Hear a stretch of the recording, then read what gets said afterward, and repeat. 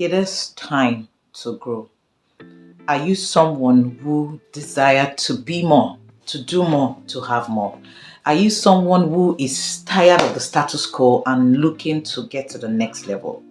The truth is that there is always a next level with your name on it. It doesn't matter what level that you are right now, whether in your health or in your finances or in your spiritual life or in your family or relationship, in your personal development, in your academics, in your business, whatsoever area of your life.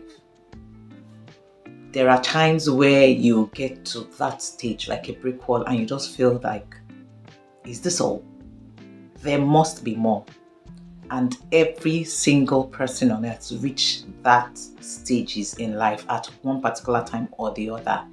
And that is always a good place to be because it channels our hunger and our drive to aspire for more. And always in life, if you're not growing, you are dying.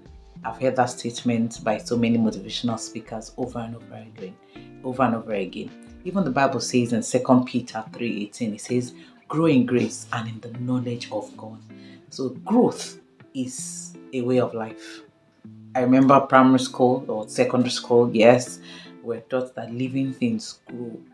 You are a living thing and you're meant to grow. Our mind is meant to grow. In our vision, in our dreams, in our goals, we are meant to grow. It's now time to begin to let growth become a way of life, not just a one-off thing, not just a passing event, but a way of life. And before that can be a reality, you need to decide, make a decision to grow. 1, in every area of your life. 2, develop a plan for growth. Because it's actually high time each and every one of us step out of our comfort zones. Sometimes we're too comfortable with where we are that we are afraid to step out. Push that fear aside and step out to begin to do things that are beyond you. Those things that seem impossible, those things that seem difficult, those things that seem far-fetched. Sometimes it requires you taking that risk. It reminds me of a story in 2 Kings when it talks about 4 lepers. 2 Kings chapter 7 precisely. It talks about 4 lepers who were just there and they were like, if we wait here, we will die. If we go into the next city, we will die. So they took the risk. So sometimes growth, it's hard work. It requires some kind of risk. Sometimes you need to take up challenges that seem impossible. Sometimes you need to stretch your faith to accommodate that desire for growth. Obviously, you will have seen on my pages that I've started school, and in school, yes, there is this kind of fear of when clients come in and the teachers are meant to use the clients as demo for the student, and they will ask which student here would want to, do the demo, and everybody's quiet. So many a times, I am afraid, but I take that step to say I will do it. And most times when I take that step of faith to say I will do it, that fear just vanishes. Even though I'm afraid, but that fear vanishes because I'm just confident that I'll be able to come through with this. And most times I have the teachers by my side telling me, okay, this is the right way to do it, this is the right way to do it. But if I keep sitting down and never making the attempt to take that step, then I'll never be able to do it. And that's what stepping out of your comfort zone is. Is it easy? Of course not. But is it comfortable? Of course not. But it's just that attempt to just seem to do that thing that seems difficult. And I just go ahead and do it. And at the end of the day, I feel like it's not as difficult as I thought. Also in our life, we need to have that plan for growth. In our spiritual life, if you are yet to have a plan, begin to develop that plan for growth. In your health, what are those things you need to put in place for you to begin to grow? In your life in general, your relationship, what are those things you need to put in place to grow? For example, I love to invest in myself, and that's still part of growth.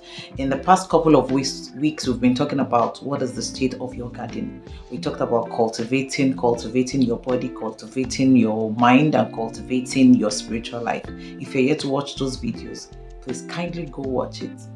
But it's part of that cultivating that brings growth. If you don't cultivate the garden, how does the garden bring forth flowers and fruits and grow? And that's the same way for our lives. You need to have a plan for growth. And that plan needs to start from your daily routine. I was sharing with a couple of friends like last week, and I was telling them how it is very possible to be able to read books even in the midst of your busy schedule.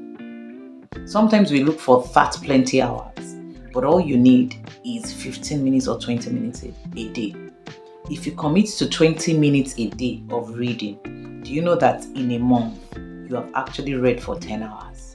It is that easy, but it's also a bit that difficult because it takes the consistency. But what I have come to encourage you to do today is to develop a plan for growth for your life. First of all, identify those areas in your life where you want to see growth. Is in your spiritual life. In fact, every area of our life requires growth. But however, sometimes we are doing better in some areas than in others. But identify all those areas of your life. Your spiritual, your health and fitness, your mind, your finances, your relationship, and your ministry, your business. Identify all those areas. Look at where you are. Then look at where you want to be. Because where you are right now is not where you want to be tomorrow. Then have a vision, cast a vision of where you want to be, probably in the next 5 years, in the next 10 years, and walk it backwards and begin to set goals for yourself per year. And that is the way to work it. So look at where you are now. Look at where you want to be. Now develop a plan for how do I get from here to here? How do I get from point A to point B? That is the first stage of the how. The first stage is what do you want? You are here now. Where do you want to be in 5-10 years? Number 2, how do I want to get from point A to point B? How do I want to get from where I am now to where I want to be? Then point 3 is who do I need to get from point A to point B? Do you need a teacher? Do you need a coach? Do you need a mentor? Do you need your parents? Do you need your spouse? Who do you need to get from point A to point B? Do you need family? Do you need friends? The next thing is what resources do I need, or what resources are available to me for me to get from point A to point B? Peradventure, probably it's your finances or a business. Do I need a business seminar? Do I need a workshop to attend? Do I need a coach? Do I need books? Do I need materials? So you need to sit down and write these things down. It is when you have done that, then you will now be able to take the steps that is required for you to get to that next level. So I'll just drop this with us today, that you really need to grow. It is time to grow, and that's what I've come to tell you today. But you don't just desire to grow, you need to work at it. And working at it is to identify those things, those areas you want to grow, develop a plan for those areas where you want to grow. And I want to see you at the other side. God bless.